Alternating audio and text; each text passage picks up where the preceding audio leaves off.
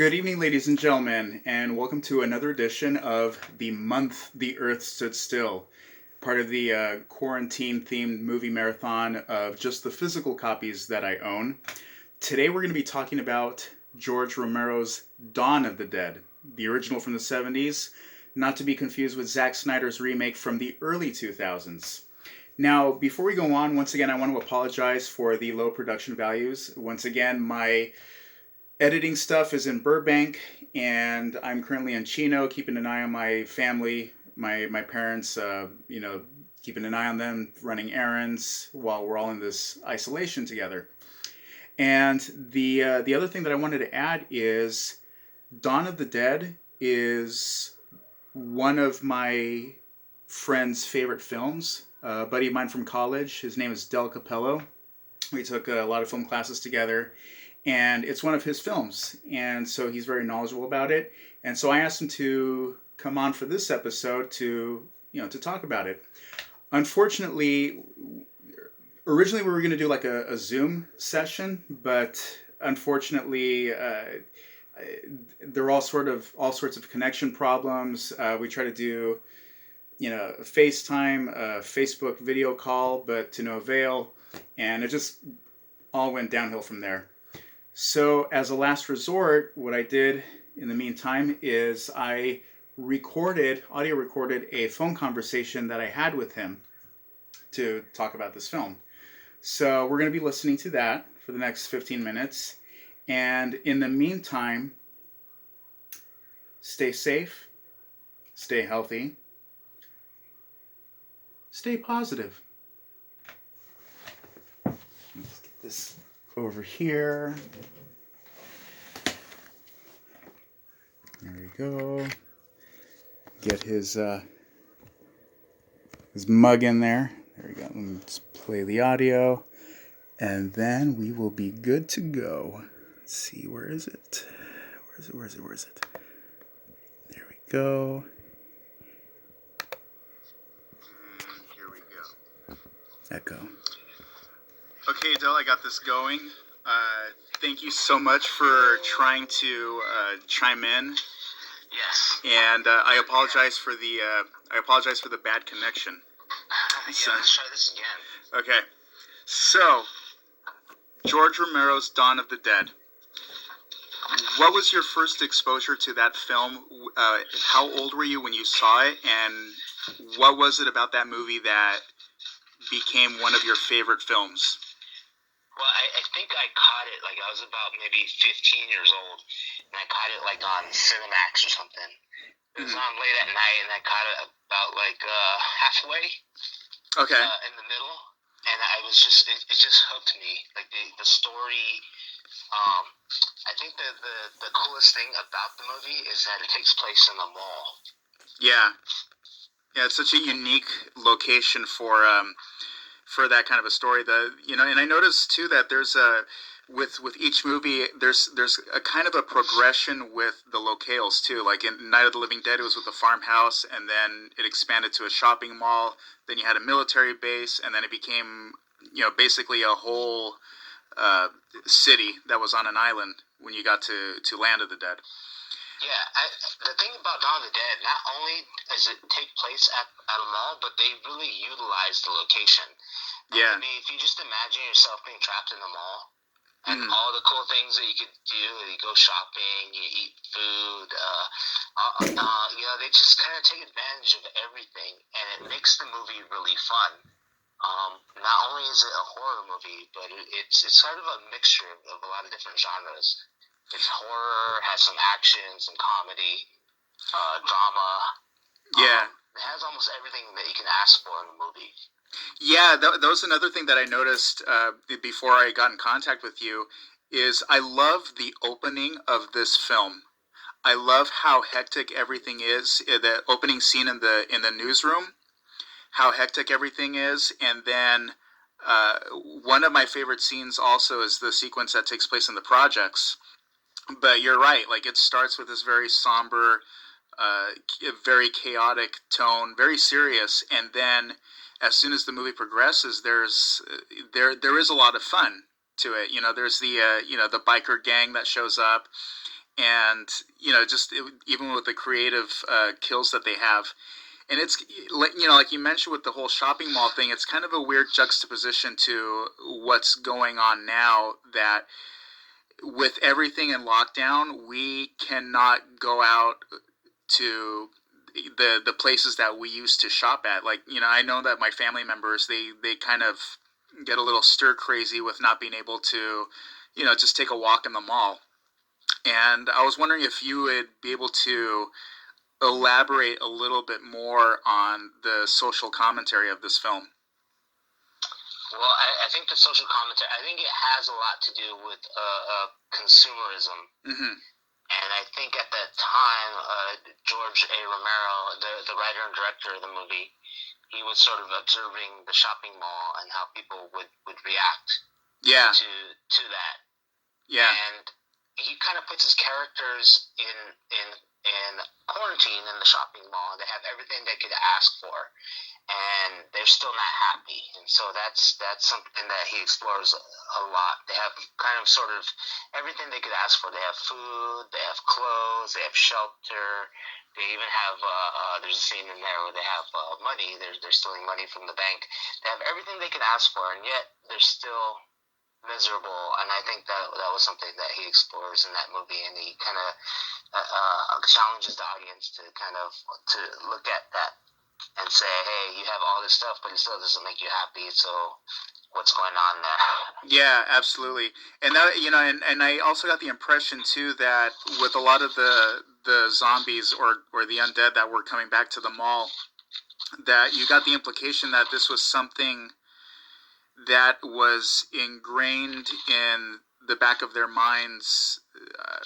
I'm trying to find the right words to convey it, but that consumerism was such a huge element to when they were alive, that it was like some sort of memory triggered when they were dead to come back to the mall. Do you buy into that at all? Do you go with that? Yeah, I think there's a couple of ways to look at it. Number one, that's number one. It just becomes blind consumerism, where people are, and you even see that now. People are so brain dead and attached to their phones all the time, and all they can really do and think of is consume, consume, consume all the time.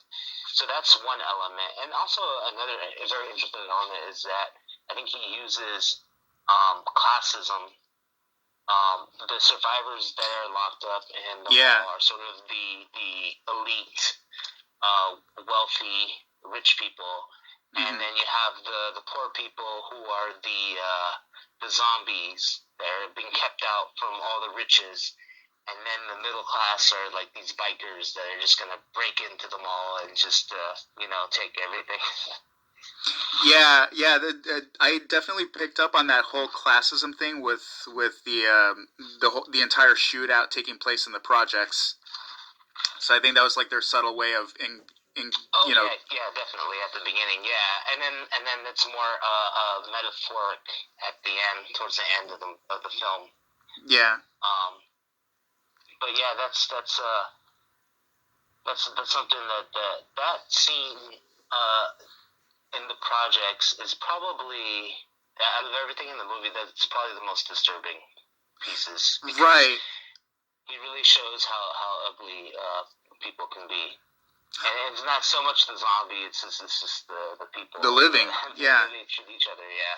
Yeah, like there's members of the SWAT team that are very, trigger happy and obviously racist. I mean, like there's some lines in that sequence that are just kind of, I don't know if you could do that today.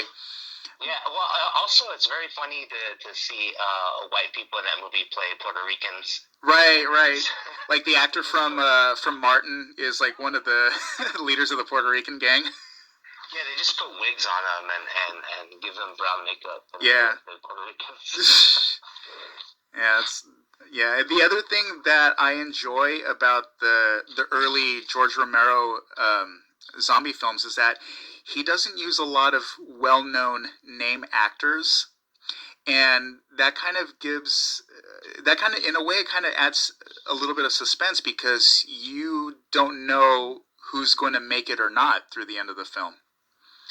Yeah, that's Yeah, and that's with every movie he did, and part of that is because for budget reasons, didn't have any money to pay any like A-list actors, or Right. even B-list actors is all no-name people at the time. I think they did mostly theater, so it's not that they were bad actors; they were pretty good, I would say.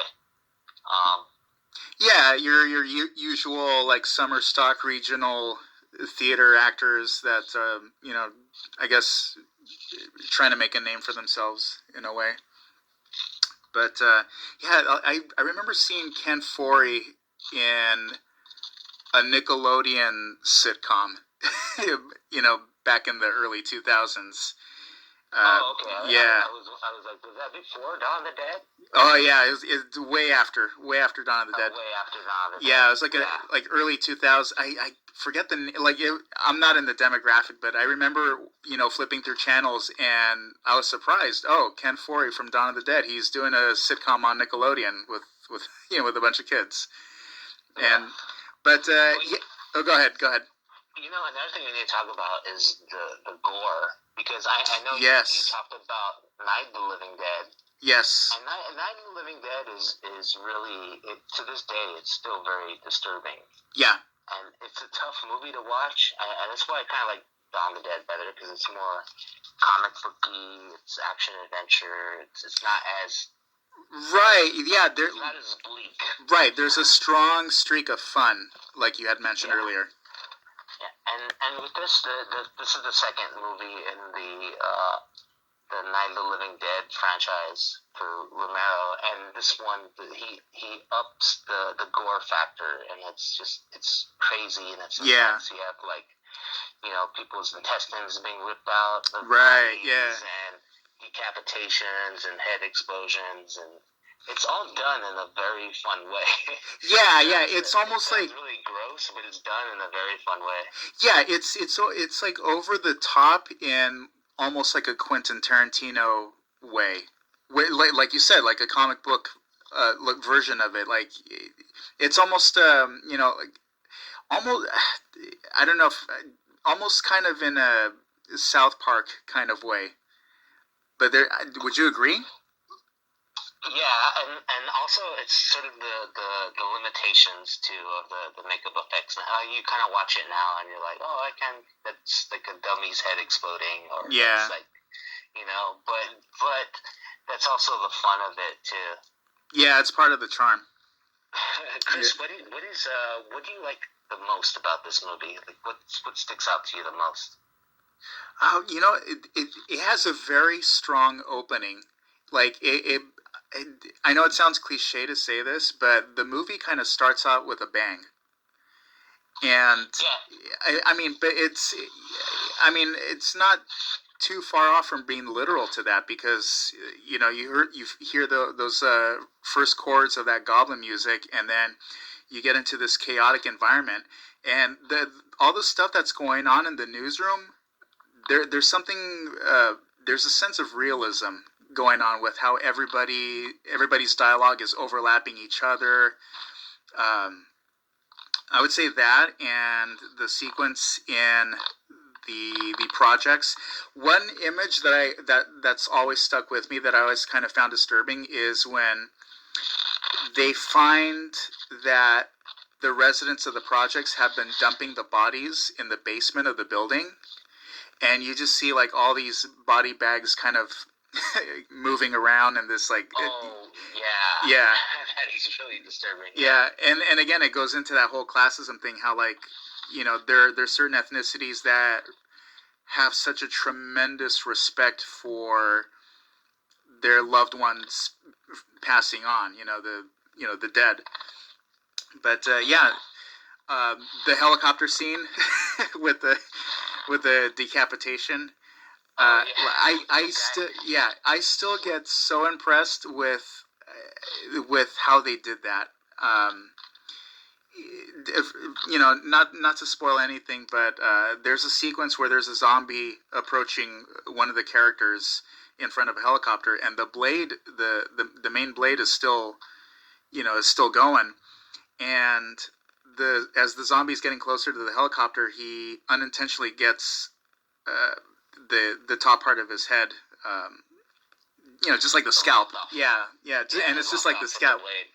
Yeah, but and we gotta mention the legendary Tom Savini. Absolutely, he's responsible for the makeup effects in this movie, and it's brilliant. Yeah, him and his buddy Tasso, his assistant on this film, excellent work, and like no words can do justice to the ingenuity and the how he's progressed in his skills as a makeup artist. Yeah. But you know what? Going back to the beginning of the movie, and one of the things that make it so scary, and it relates to now, is that there's a sense of chaos. Mm-hmm. There's a sense that people, in government or the media, that they don't they don't know what they're doing. Exactly. They don't know what they're doing. They just don't have it together, and they